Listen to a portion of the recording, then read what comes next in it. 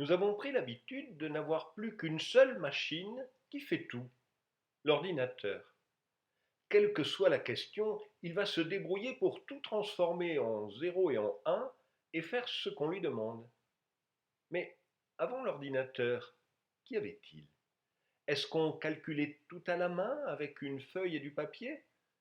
Eh bien non, pas forcément. Il y avait aussi des machines analogiques. La toute première machine connue est le mécanisme d'Anticythère. Elle prédisait le mouvement des planètes sur un principe probablement conçu par Archimède. Elle n'utilisait pas de nombres.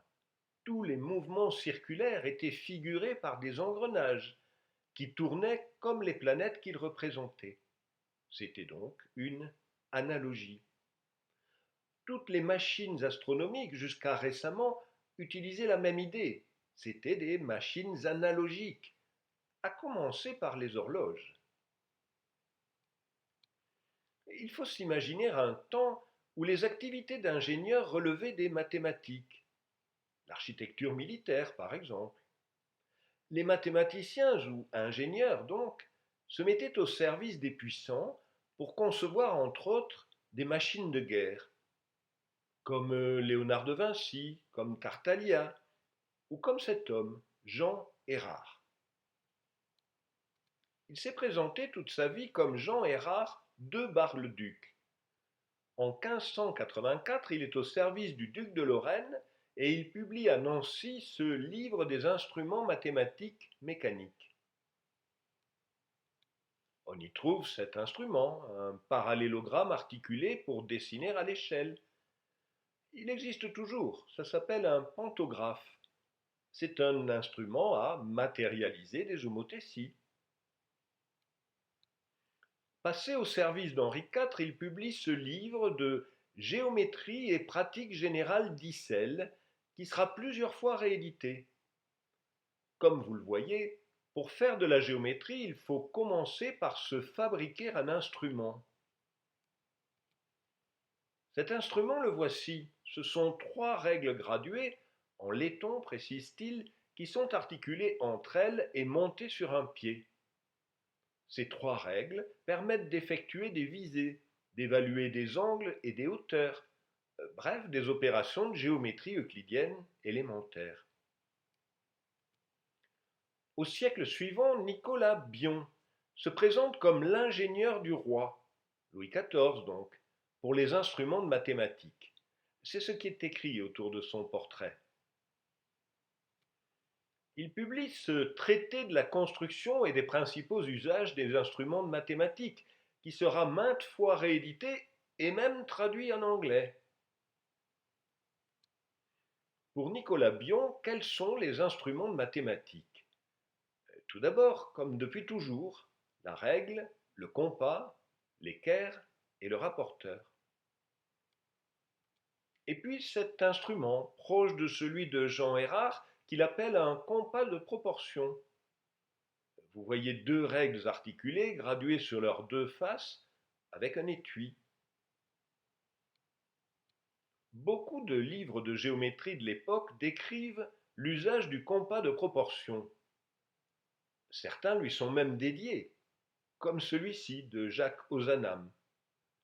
C'est un professeur célèbre, grand producteur de best-sellers, en particulier ses récréations mathématiques.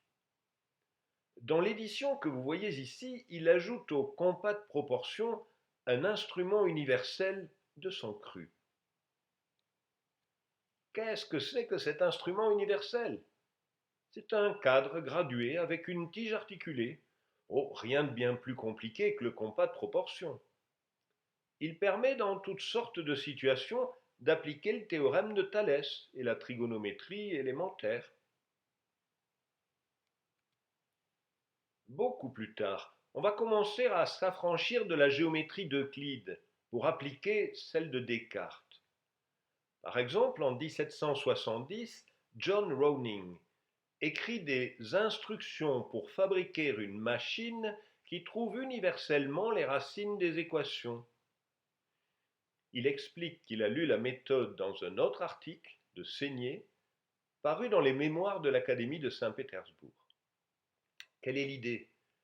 Si on veut résoudre une équation linéaire de degré 1, il suffit de regarder l'intersection d'une tige droite avec un axe. Si on fait en sorte que l'ordonnée d'une tige droite soit la pente d'une autre droite, on obtient un polynôme de degré 2. Et on peut relier entre elles des tiges droites pour calculer des ordonnées pour un polynôme de degré quelconque. C'est le principe de l'algorithme de Horner. Voici une représentation de cette machine pour le degré 2. C'est une planche de l'encyclopédie. À l'article Équation, d'Alembert détaille longuement le principe.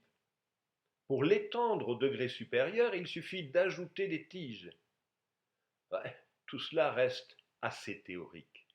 Malgré la publicité que lui a donnée l'encyclopédie, je ne pense pas que ce constructeur universel ait jamais été construit. D'ailleurs, il y a une autre manière de traduire le même principe. On peut voir une balance romaine comme une machine à résoudre les équations linéaires du premier degré. À l'équilibre, le poids à gauche multiplié par la longueur à gauche est égal au poids à droite multiplié par la longueur à droite. En empilant les fléaux, on peut composer des fonctions affines, donc résoudre des équations de degré supérieur à 1. Ce principe a été exprimé pour la première fois par un certain Bérard dans ses opuscules mathématiques. Il se présente comme juge au tribunal de Briançon, principal et professeur de mathématiques au collège de la même ville.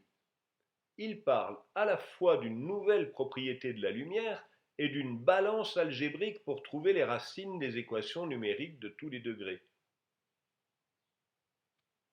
Plusieurs modèles de balances à équations seront réalisés après Bérard, en particulier celle de Grant. Quand il s'agit de fabriquer une machine pour automatiser un problème quelconque, on peut s'attendre à voir Leibniz pointer le bout de son nez. Et ça ne manque pas. Moins de 10 ans après avoir inventé le calcul différentiel, il publie un article aux Acta Eruditorum.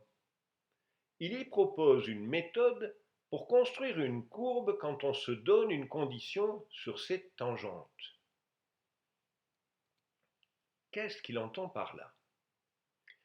Il raconte que quand il était à Paris, c'était en 1673, un certain Claude Perrault, médecin mais aussi spécialiste de mécanique et d'architecture, connu pour avoir publié une édition de Vitruve, lui avait posé un problème tout simple.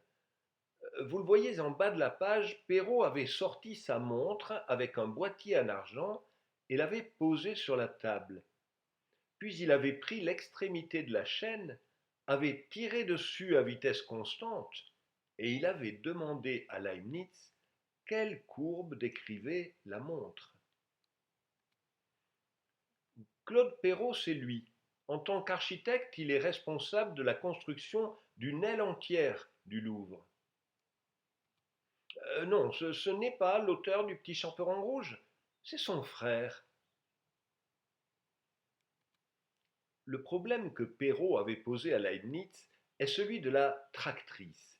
C'est un de ces premiers problèmes de physique auxquels Leibniz et les frères Bernoulli ont appliqué le tout nouveau calcul différentiel. Trouver l'équation de la tractrice est un exercice classique, c'est résoudre une équation différentielle. Mais Leibniz avait remarqué autre chose. Tirer une montre sur une table est un moyen mécanique de traduire une équation différentielle. La trajectoire de cette montre était une solution de la dite équation différentielle. Et comme c'était Leibniz, il s'est dit aussitôt: et si on généralisait? Étant donné une équation différentielle quelconque, on pourrait construire une machine qui tracerait une courbe, solution de cette équation différentielle. C'était trop tôt.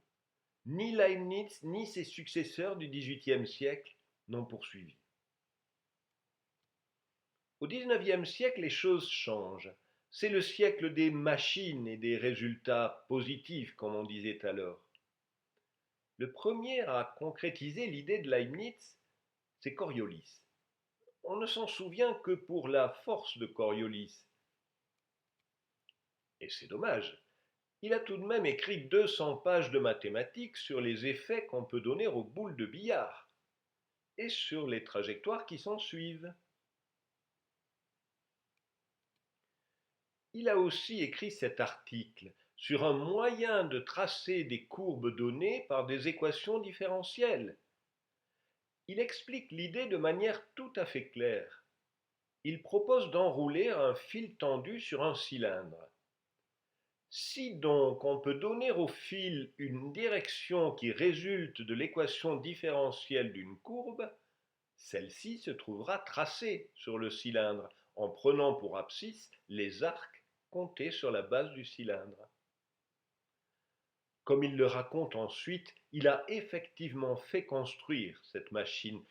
Elle n'a jamais fonctionné qu'à titre de curiosité ou à des fins pédagogiques. Les vraies applications viendront dans la seconde moitié du XIXe siècle. Calculer une surface, c'est intégrer une équation différentielle d'un type très particulier. Mais calculer une surface a de vraies applications. Par exemple, pour le cadastre, on veut pouvoir évaluer la surface d'une parcelle à partir d'un plan. Une machine à calculer des surfaces, c'est un planimètre. Il en existe selon deux principes en fonction du système de coordonnées qu'on a choisi. Coordonnées cartésiennes ou coordonnées polaires, comme sur cette image. Il devait bien y avoir une demande, puisqu'on s'est même mis à construire des planimètres de précision. De vraies applications à l'intégration des équations différentielles, il n'en manquait pas non plus. Sinon, quelqu'un d'aussi sérieux qu'un ingénieur général de l'artillerie navale, qui a son portrait sur une vignette de chocolat, ne se serait pas mis à construire des intégromètres. Pour Jacob, l'application c'était le calcul de la portée des boulets de canon en fonction de l'angle de tir et de la vitesse initiale. Eh ben oui, artillerie navale oblige. Il avait donc inventé une machine à intégrer les équations de Riccati. Il y a eu au début du XXe siècle des ingénieurs et des chercheurs dont toute la carrière a été consacrée à la construction de machines analogiques pour toutes sortes d'équations. En principe, une même machine ne pouvait servir qu'à un type particulier d'équation. À part les équations différentielles, il y avait toujours les calculs astronomiques, et en particulier comme application d'usage quotidien, la prédiction des marées. Celui qui s'est attaqué au problème n'était pas n'importe qui, Lord Kelvin, celui des degrés Kelvin, un des plus grands physiciens de la seconde moitié du XIXe siècle. Voici une reconstitution de sa première machine. Et voici une photo de la seconde. Ce qui était intéressant dans l'approche de Kelvin, c'est que, comme il avait à combiner des mouvements périodiques, il avait utilisé la décomposition en séries de Fourier. Et ces machines calculaient en fait des termes de séries trigonométriques. Pendant toute la première moitié du XXe siècle, il y a eu une sorte d'escalade dans la précision et le gigantisme des machines analogiques. En Union soviétique, dans les années 1930, on a construit des intégrateurs à eau qui occupaient toute une grande pièce avec des centaines de tuyaux qui se vidaient les uns dans les autres et des tubes gradués pour lire les résultats. L'analogie, c'était l'écoulement des fluides pour résoudre des équations différentielles. C'est au moment où les machines analogiques atteignaient cette sophistication extrême que le calcul électronique est arrivé, et elles sont tombées dans l'oubli en très peu de temps. Dites donc, une espèce qui grandit, grossit, devient de plus en plus forte, juste avant qu'une autre, mieux adaptée, ne la fasse disparaître. Ça ne vous rappelle rien, ça?